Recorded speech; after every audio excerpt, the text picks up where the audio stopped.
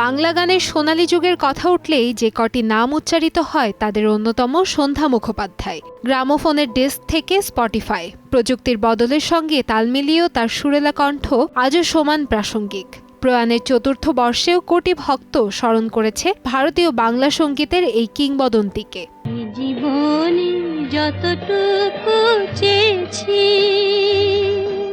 শৈশবেই শাস্ত্রীয় সঙ্গীতে তালিম নেন সন্ধ্যা, অর্জন করেন গীতশ্রী সম্মান।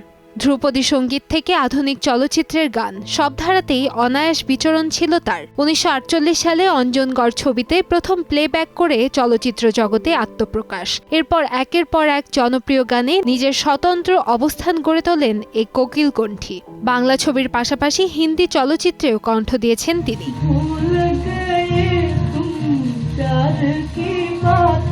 শুধু সঙ্গীত জীবনেই নয়, সামাজিক দায়বদ্ধতার ক্ষেত্রেও ছিলেন সমান সক্রিয়। গ্লিটারের টুইন লেমন ও অ্যান্টিব্যাকটেরিয়াল ফর্মুলা বাসনকে চকচকে জীবাণুমুক্ত করে আমাদের দেয় গ্লিটার গ্যারান্টি। 1971 সালে বাংলাদেশের মুক্তিযুদ্ধ চলাকালীন সময়ে উদ্বাস্তুদের সহায়তায় গণ আন্দোলনে অংশ নেন তিনি। শিল্পীদের সঙ্গে অর্থ সংগ্রহে যুক্ত হন এবং দেশাত্মবোধক গান রেকর্ড করেন। বাংলাদেশের প্রখ্যাত সুরকার সমর দাসের সহায়তায় মুক্তিযুদ্ধের পক্ষে একাধিক দেশাত্মবোধক গান রেকর্ড করেন, যা আজও ইতিহাসের অংশ।